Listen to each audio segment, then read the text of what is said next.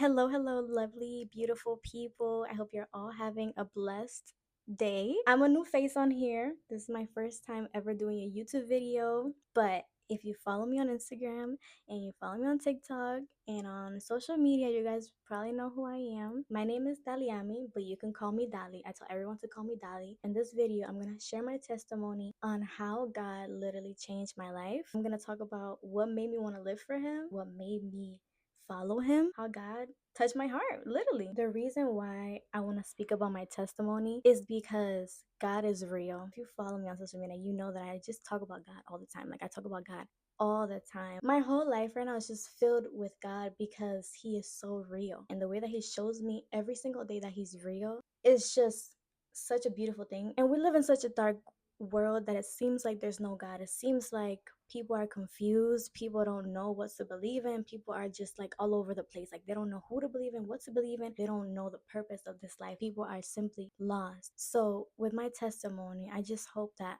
I can touch at least one person and show them that God is real. Like, Jesus is real. He is the God that sees. He cares for all of humanity. He loves every single one of us. No matter how far you think you are from God, or no matter how deep in sin you think you are, it doesn't matter where you are. It doesn't matter who you are. Like, God will literally leave the 99 to get the one lost sheep. Like, He will. God's laws and God's commands are all because of God's love for us. All of His commandments, all of the things that He has set for us to do and to follow is because He loves us. It's because He loves all of creation, because He created us, and He just wants to protect us and be close to us. And if we follow these things and we stay away from these things, we're close to Him. He knows our hearts. He knows what's the perfect way for us. He is the creator. Okay, He is the creator. He knows. So this is the purpose of my testimony, and I pray that it touches someone's heart. So let me introduce myself. My name is Daliamie. I am a 20-year-old Puerto Rican girl. I was born and raised in Puerto Rico. I came to the United States when I was 10 years old. So Spanish is my first language. Like I said, I was born and raised in Puerto Rico. My mom's side of the family is Christian. My grandpa, my mom's dad, was a pastor. The whole family was raised into Christianity. All of them were raised in a Pentecostal church. I used to go to a Pentecostal church. In Pentecostal churches, you know that there's a lot of rules, like you can't wear this, you can't wear this, you can't do this. But before, it was even more strict. Like, you couldn't cut your hair, you couldn't dye your hair, you couldn't wear earrings, you couldn't, all these things. So my family was raised in that way. My mom, she couldn't wear certain things growing up. As my mom became a teenager and stuff, she met my dad and they dated, obviously, and they got together and they had me. Obviously, my mom and dad weren't Christians fully. My mom obviously knew about God. Like, she knew about God. She loved God in her heart, but she didn't necessarily follow His way. She was like a lukewarm Christian. My mom and dad didn't get married when having me. They were just together. They had me and my sister. And my dad, he was raised, my grandparents on his side were Catholic. So my dad knew about God in a different way. Because if you know, Catholic, they see God in a different way, and they also believe in Mary. And it's like they have to do different procedures when it comes to like the Catholic Church. My dad knew about God in a certain way, and my mom saw Him in a certain way. I didn't never met my grandpa on my mom's side because he died when my mom was like 10, so I never got to meet him. One of my tios was like old school Christian artist, so he had like a little group. They were like a Christian 2000s group, and they would sing songs that were Christian, but they were like with a little reggaeton and a little R&B tone to them. Like, I saw a loving God when I was little. I would pray to God. They would take me to church. I would go to the Bible studies my titi would do. Like, they were filled with God. And my grandma is a very religious woman. Like, she's literally a Proverbs 31. The main reason that I know about God is because of my mom's side of the family. So when I went into middle school, in middle school is when you actually discover sin. And I'm talking about profanity, lust, porn, drugs, smoking, sinful music. Like, that's when you discover all those things. And when you're in middle school, you already know that those are the things that are cool to talk about. Being in middle school, it's like if you don't do those things, if you don't talk about those things, like, you're a lame kid or whatever. So at some point, I kind of like was like, okay, like, I mean, if that's cool, then I'm gonna do it too. Like, and then I started cussing and I would start listening to sinful music, like sexual songs. My mom would go to church sometimes. She would take me to church, but around that time, I didn't want to go to church anymore. I wasn't interested in going to church. I wasn't interested in talking to God, really. Like, I wasn't, I started to not want to go to church. I didn't want to do all that stuff. Like I don't care for that. Like I don't want to go to church. I don't want to be here. This is boring. I saw religion like as strict and like rules and just I didn't see it like how God actually is. I just saw it as, oh, you go to church and you have to wear certain things and you have to not do certain things. That's what I used to think of when I saw church and God. In my freshman year of high school, I saw this boy. When I saw this boy for the first time, something in me like literally desired him. I remember being in like health class or something, and I was like, hold on, because like I want to be friends with him. But it was strictly that. I don't know why. Something in me, I would see him, and something would pull me towards him. Like I needed to be close to him in some way. So one day, when I'm going on the bus to sit down on my seat, I'm walking on the bus, and something happened that a boy did something that was very funny, and the guy that I saw, he looked at me and I looked at him. And then the guy was like, don't laugh.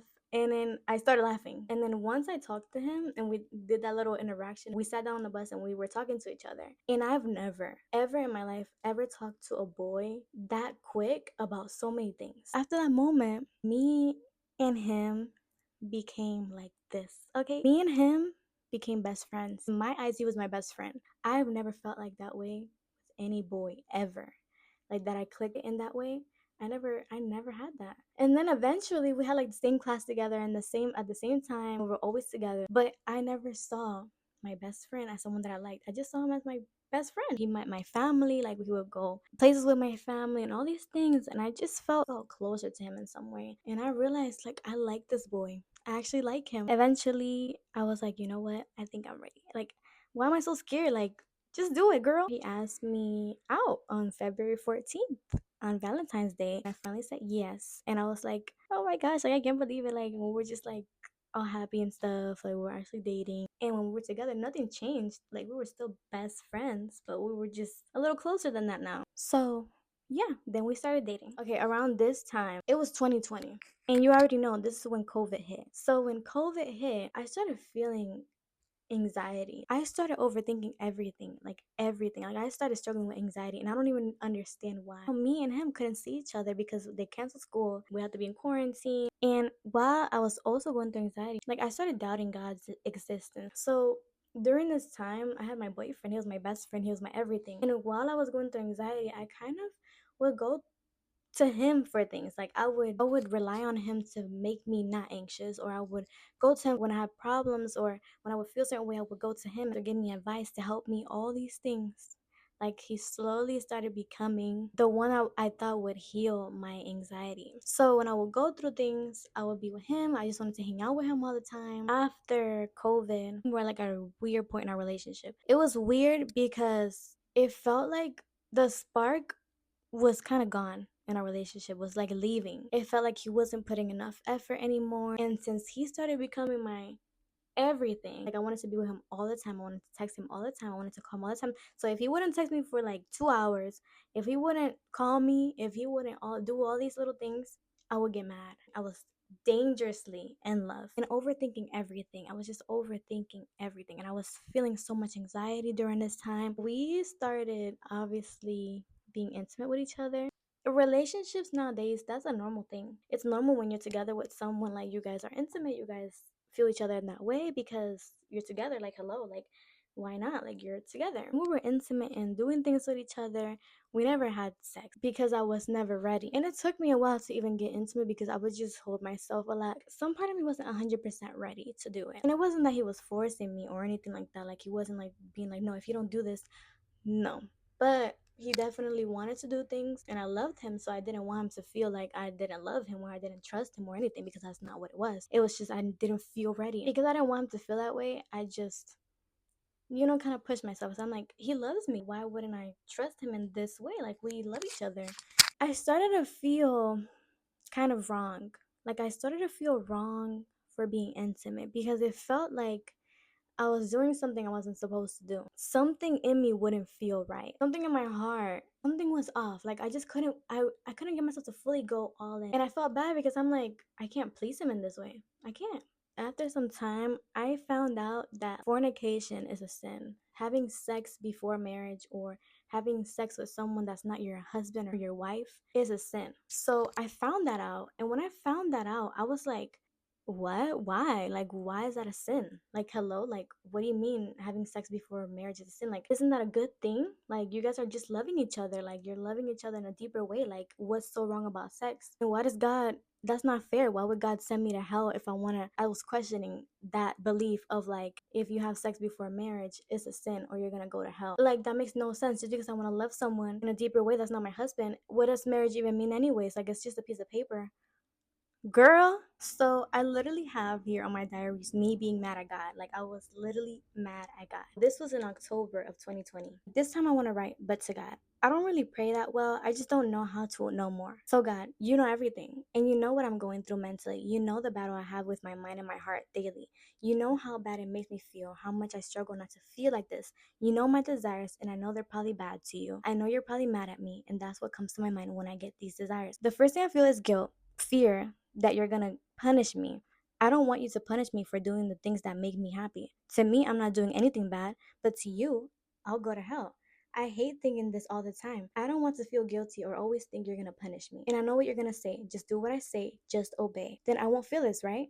I know that you don't force us to do anything. I know you give us the choice, but just knowing that it doesn't matter bothers me. It doesn't matter because I'm still going to hell if I don't do what you say. And it scares me because obviously I don't want to go, but God, I just want to be happy. This life that you gave us is so short. We never know when we'll leave. And yes, I want to meet you. I want to be with you in the end, but God, I'm not perfect. I'm never going to be. I know you forgive, but I don't want to be a hypocrite either.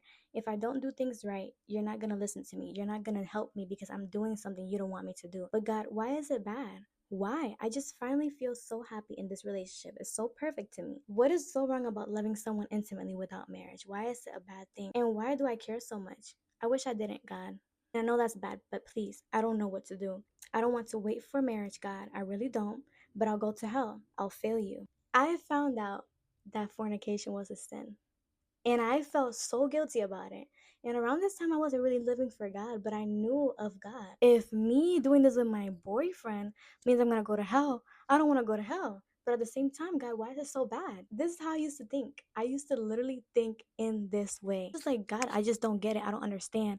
And I started to get mad at God. And around this time, I started to feel spiritual warfare because it felt like a battle. Like I wanted to do something, but something wouldn't let me. This is wrong and this is right. And like it was a spiritual battle. And I started feeling convicted about not just sex, but like other things. I started to feel convicted about cussing, felt uncomfortable listening to songs that cussed. Like it was like I didn't know what was happening in me. Like I was so confused. I was just anxious all the time. I started feeling depressed. Like it was like a battle. It was a battle. I didn't know what was happening and I wasn't living for God at this time. But I felt wrong for doing things. It was something my mind was fighting. One day I even felt like the only way that I can shut my mind up is probably like by killing myself. Like literally. Cause so then I won't think anymore. The enemy will do that. Like he will do that. Like with anxiety, he makes you think that it's normal for you to have anxiety. And it makes you think it's just you. And he makes you feel guilty. And he makes you feel depressed and sad and all these things. That's what he does. And he wants you to end your life. That's what he wants you to do. But it was because I was going through spiritual warfare. That's what was happening. Eventually I was just so tired.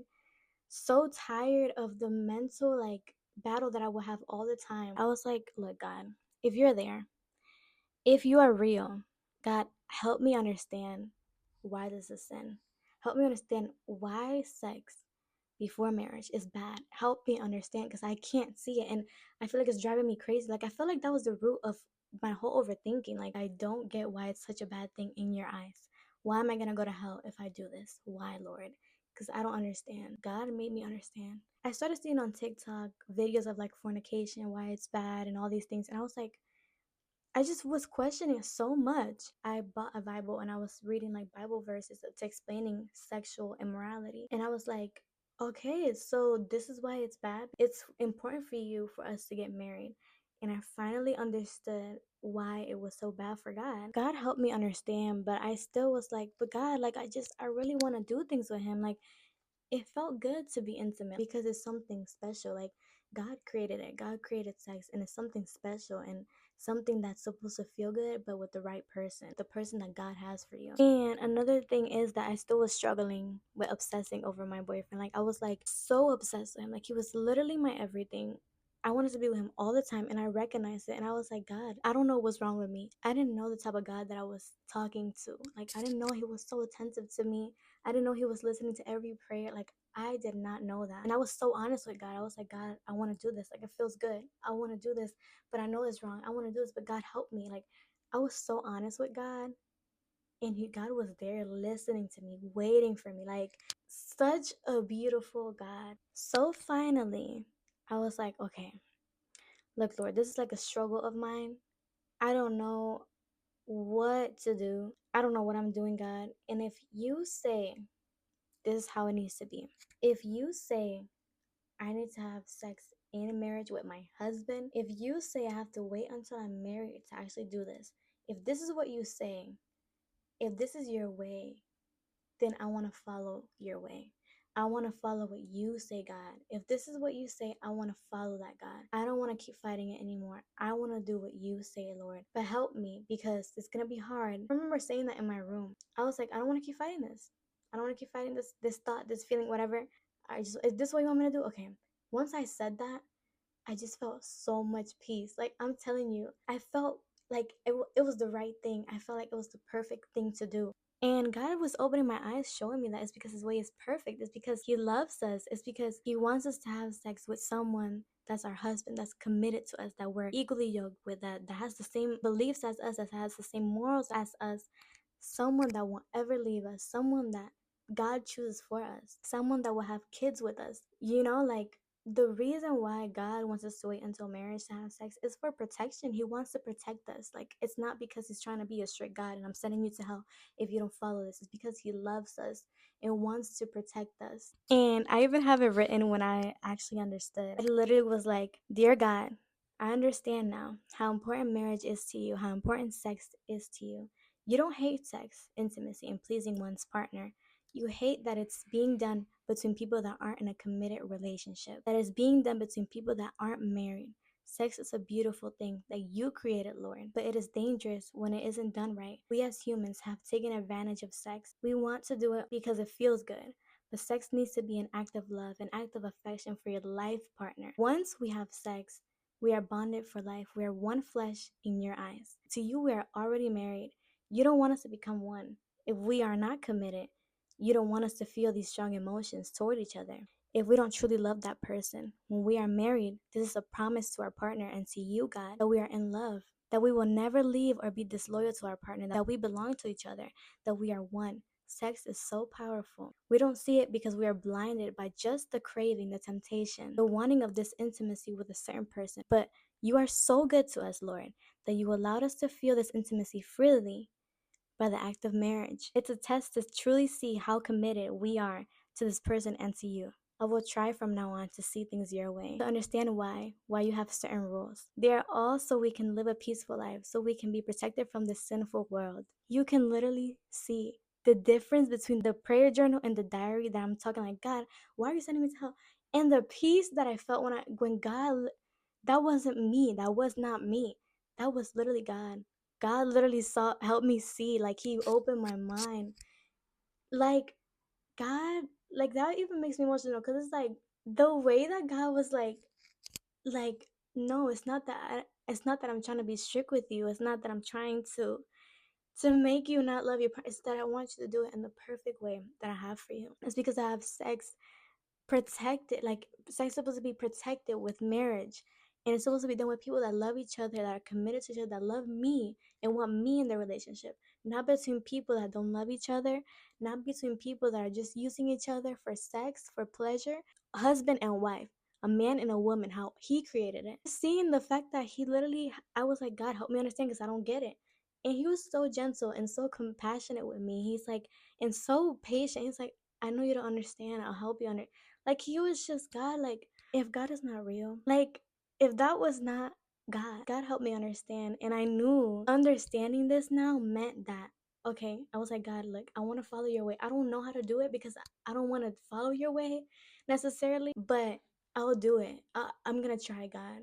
And I knew that this meant that I had to tell my boyfriend. I had to tell him, like, look, I want to wait until marriage to have sex. While this was happening, too, side note, God was removing my anxiety. God removed my anxious thoughts. I was just focused on God. I started to feel God's love, like the way that God was working in my life in different ways. It was such a beautiful thing.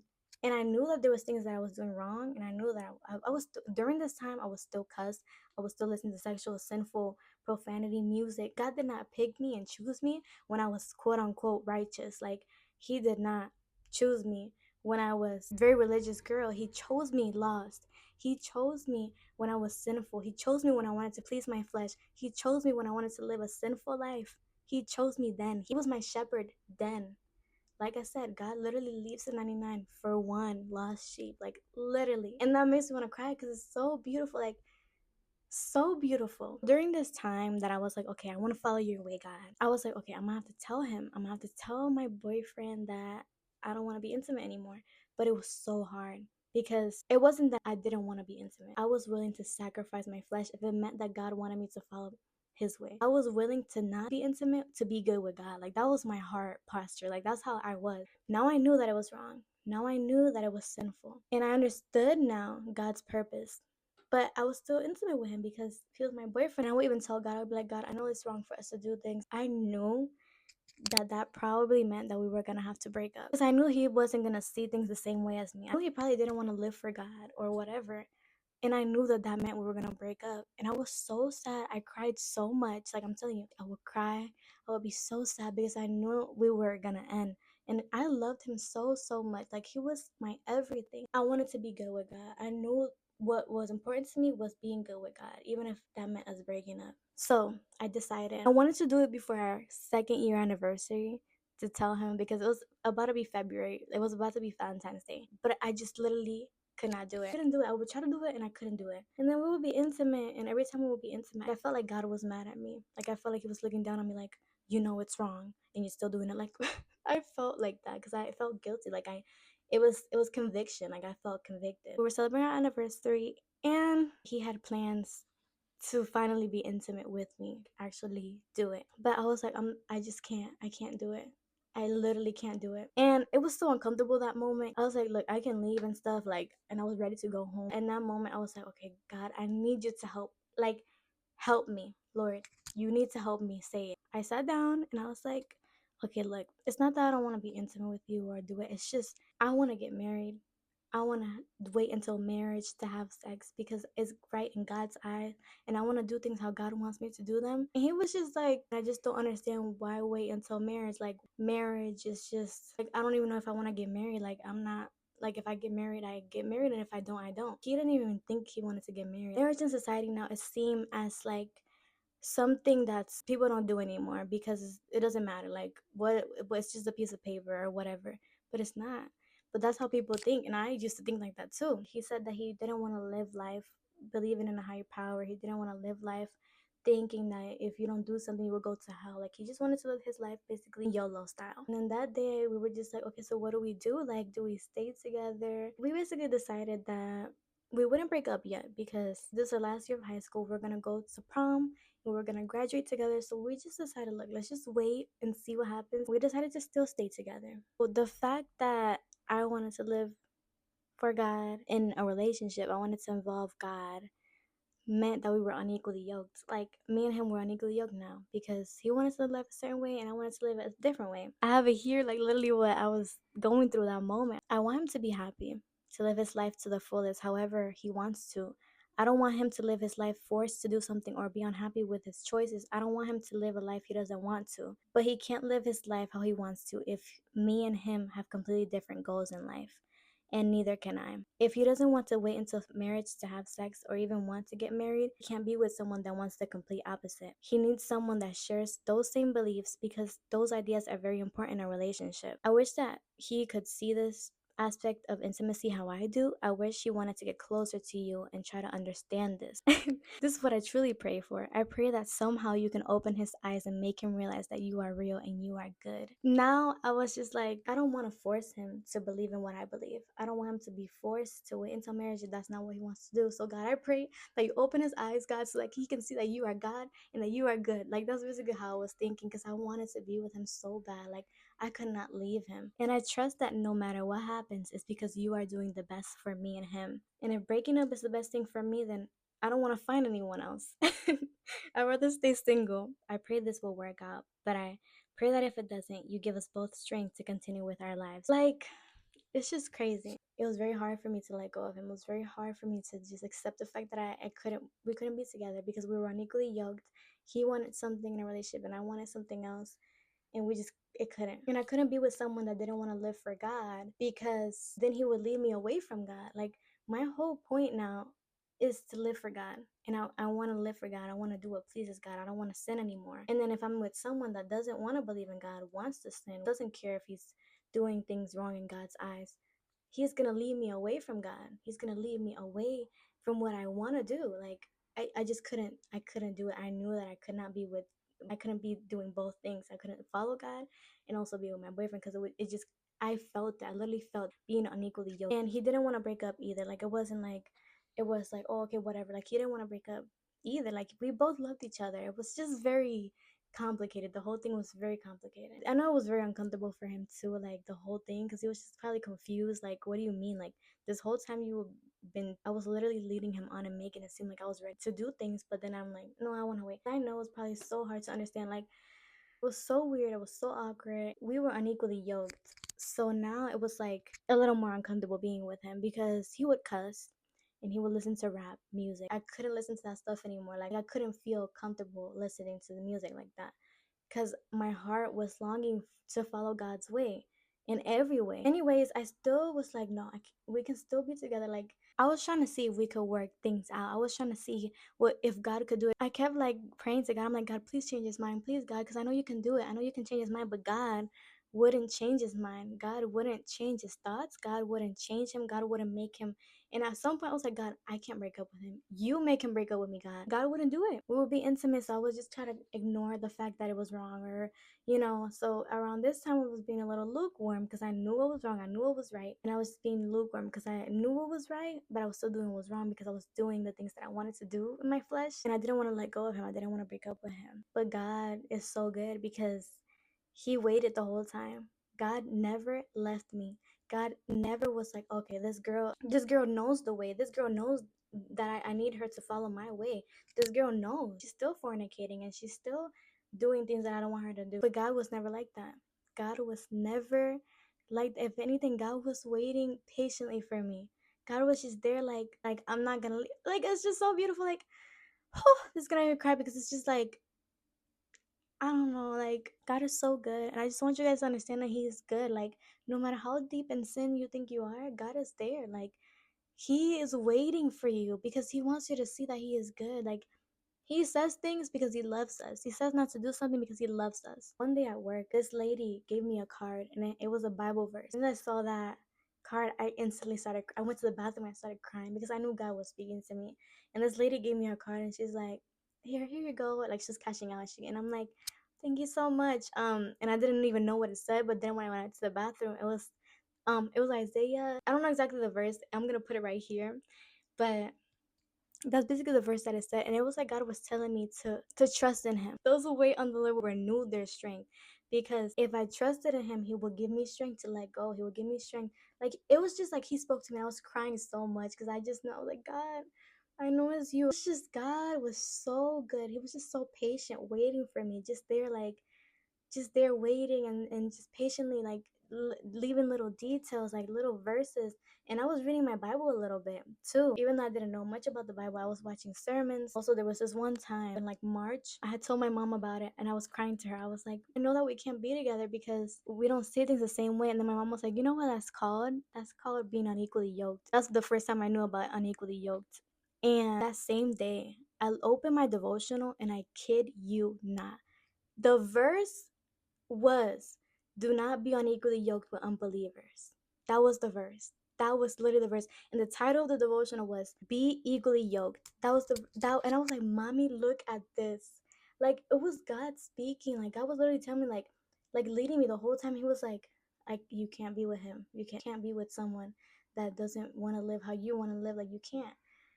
It just blows my mind. Even though I wanted to sin and stay with my boyfriend and stuff, God was there waiting for me to turn to him, just speaking to me with little detallitos. And yeah, God is so good.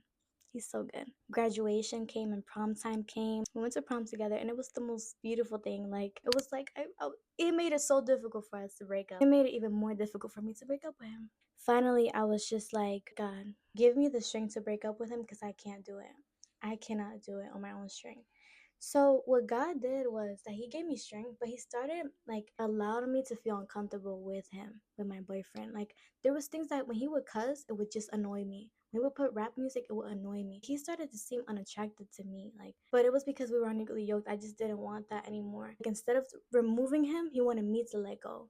Instead of removing him from my life, he wanted me to be the one to let go. So what God did to make it easier for me was making me see him unattractively, like to make me see him less attractive in the things he would say, or like see more flaws in him. Basically, that's just how he had to do for me to let go of him. Like, a few days after I asked God for that strength, also I watched this sermon of Mike Todd, a sermon that talked about basically Abraham and Hagar, and how God told Abraham to let go of Hagar. And when he was talking about, you have to let go, like, all these things, I started crying. I was like, oh my gosh, like, I know what I need to do, God. I know I need to do it. I know. And I started crying because I knew I had to break up with him. I was like, no, like, I don't want to do it. I don't want to let go. But eventually, God gave me the strength to do it. So I was like, look, I just can't be with you. I want to be with you and I want to be together, but we just can't.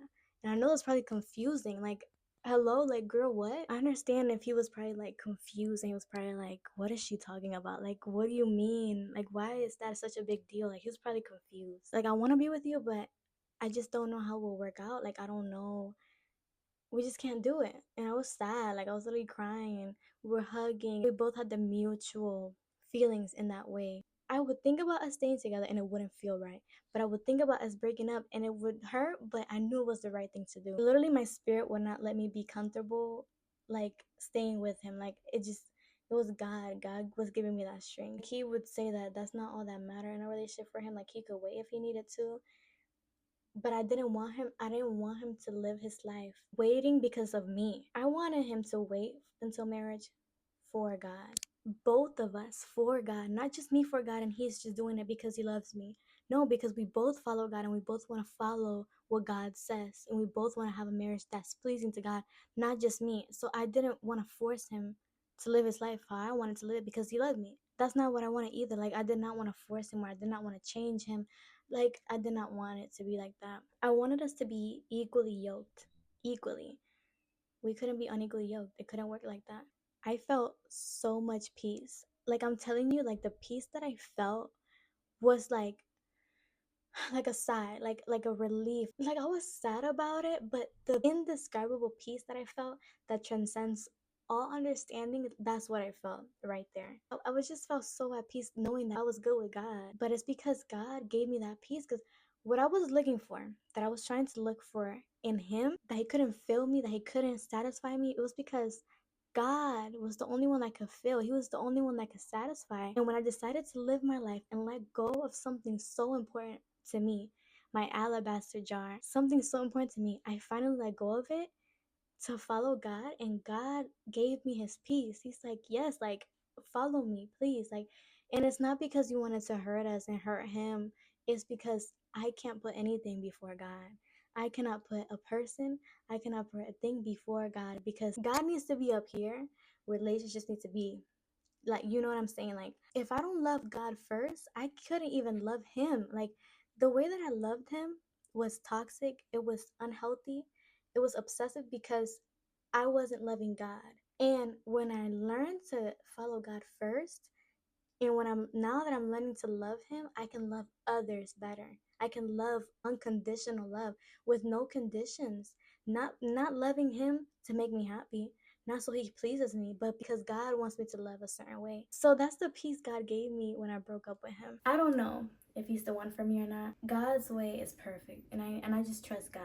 And I really do trust, like, if we are meant to be, if he is the one that God has for me, we will get back together eventually. But of course, it's hard sometimes. Like, I miss him at times. I miss our memories and all these things. It's not like, yeah, I feel so much peace and I don't feel anything else. Like, yeah, I feel peace, but of course I also feel sad when I think about us, or when I start missing him and stuff. Like, he was my everything. Like, I loved him so much. I still love him. I know God's way is perfect. I know God is gonna make happen whatever he thinks is best for us. So I knew I couldn't be friends with him because I loved him in a relationship way, not as a friend anymore. If we stayed as friends, it would cause me to trip and go back to what I was trying to get out of, you know? God changed me. Like, I changed now. Like, we didn't have the same beliefs. We didn't have, like, now I wanted to live for God. I didn't want to live in the world anymore. I didn't want to sin anymore. And I know that if I stayed with him, he would lead me to do that stuff too, because even unconsciously, like, because I was with him all the time, I would want to do the things he's doing. You know, like when you have a relationship and a boyfriend, for us girls, we want to do what our boyfriend does. Like, we're like a mini him.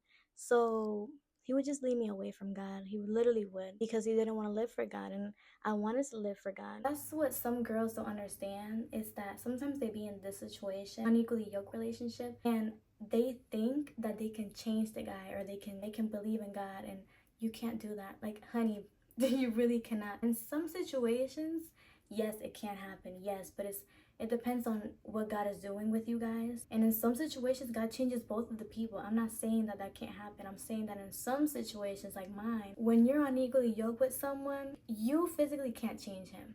You. But God is the only one that can. He was something so precious and so important to me that I let go of for God. And your alabaster jar can look different. It can be smoking, it could be drinking, it can be a relationship, it could be letting go of sex and being intimate with people or a person. It can be different things. But the thing is that God is so good to all of us. Like, no matter how much we love the things of this world more than him, he will stay there and wait for you if he sees that you are willing. And he knows our hearts. When I was lukewarm, when I was still wanting to live in the world and all these things, God still stayed, and he knew that I wasn't perfect. He knew.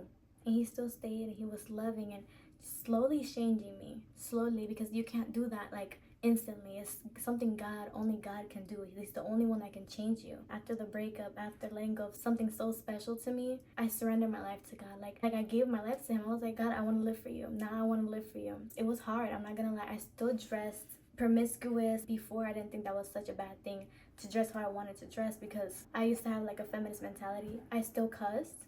I still listened to music that was sexual. Like, I still did the things that were wrong even after the relationship ended. But God was slowly changing me and slowly convicting me. He was like making me uncomfortable with sin the whole time. Like, I couldn't listen to songs anymore. I couldn't cuss anymore. And then I slowly stopped cussing. Like, I really cannot cuss anymore. Like, God has just changed me. And now I rather just listen to Christian music all the time. And before, that was a struggle for me because I didn't like listening to Christian music. Following God, he's literally changed me from the inside out. I'm not the same girl that I used to be. Literally, he's changed me. Like, if my ex-boyfriend would see me now, he would be like, who are you? And what'd you do to Dali? Because that's not you. I literally got baptized in May 19th. I got baptized to really, like, I knew I had to do it. And I knew I wanted to live my life for God. I've decided to follow God in every way. God has slowly changed me into the woman that he wants me to be. And I've changed from the inside out. I've changed, and it's not easy. Like, it's not easy because now spiritual warfare happens, and sometimes I get attacked by the enemy in different ways. But the peace that I feel right now, the love, the joy, God has changed my life. To have sex after marriage is to protect us. When we have sex outside of marriage, we're having sex with people that we're not really committed to. When you have sex, you can get pregnant. Another thing, sex creates life. God's laws are because of his love. He's trying to protect us. And when we wait until marriage, we are obeying God and following his way. Sex is a beautiful thing when it's done right. It's not something just for pleasure. And it's sad because now, this generation, sex is normal. Without marriage, sex is normal. With whatever gender, God says things because he's the creator. He's not doing it because he hates us or because he's strict. It's because he's the creator. He created everything a specific way. When we go against that way, we literally lead ourselves to death, because sin leads us to death. And when we sin, we separate ourselves from God, our creator, our life, like the source of life, the source of hope, the source of joy and love and peace. Our life, when we do things going against his way, is filled with anxiety, with anger, with bitterness. When we broke up, like after, God gave me a dream. The dream that he gave me was me and him were arguing. And then in one part, there was like a big fire, flames and stuff. And me and him were trying to push each other to the fire. Like we were like arguing and pushing each other towards, like he was pushing me and I was pushing him towards the fire. That was a dream that I had. And what I understood from that dream was that us being together, we were both leading each other to death. Both of us. Not just him leading me, I was leading him because I was also tempting him to sin. Like, if I would have stayed with him, I would have wanted to keep doing intimate things. And I was like, wow. Like, God, wow. God is so real. And he is a good God. He's not just trying to be strict, trying to destroy us or whatever because he hates us, because actually he hates sin, and sin separates us from him. He wants to be close to us, but if we live in sin, we can't be close to him. We're separated from him. And that's why he doesn't want us to sin. He wants to be with us forever, like for eternity. So when we live a life filled with sin, we're leading ourselves to hell. He's not sending us to hell, we're leading ourselves to hell. He wants us to live in life forever. But since we want to do things that are pleasing to the flesh, we want to live according to the flesh, according to the sinful desires. That's why he just wants to love us. He just wants us to live a life filled with him because he's our first love. He should be our first love. And he's a jealous God too. And I idolized my boyfriend, and he was above God, and I can't have another God other than God. Can't be another God other than God in my life. He wants me all to himself. He wants you all to himself because he wants you to experience the love that he gives, the peace that he gives. And he wants you to see life how he intended it to be, how he created it to be. God changed my life. God is a good God, and he is real, okay? He doesn't judge us, he doesn't condemn us because he loves us and he's the creator. With him, everything is literally filled with colors, literally. And it's not easy. It's hard to restrain from things. It's hard to be lonely. It's hard because now I have to separate myself from the world. Like, it's hard, but it's so much more peaceful. I always say this. It's hard, but it's so much peace with God, with the creator. It's so much peace, and I feel so much peace. I pray that my testimony helped you in some way, help you see that God is good, and that you can go to him no matter who you are. You can go to him about your struggles. I was so specific with God. I would tell him, God, I want to do this. God, but it feels good, God. But I would question him and everything, and God was there. He was there trying to reveal to me the things that I had questions about. God loved the fact that I was so devoted, trying to understand. He is good. And if you just go to him, if you just come to him, he just wants you to come to him. God already knows you. He already knows what you're struggling with. He already knows. So go to Jesus. He's there. God is love. God's love is perfect. And God loves us, but he hates sin because it separates us from him. God is good. And thank you guys so much for watching this video. If you stayed the whole time, thank you so, so much. I pray that you guys have a beautiful rest of your day or week. Yeah. Thank you guys. That's my testimony. That's how I've gotten close to God. And I keep falling more and more in love with him because he's such a beautiful God. He's so beautiful. Like, and I pray that you get to know him how I'm getting to know him. Thank you guys.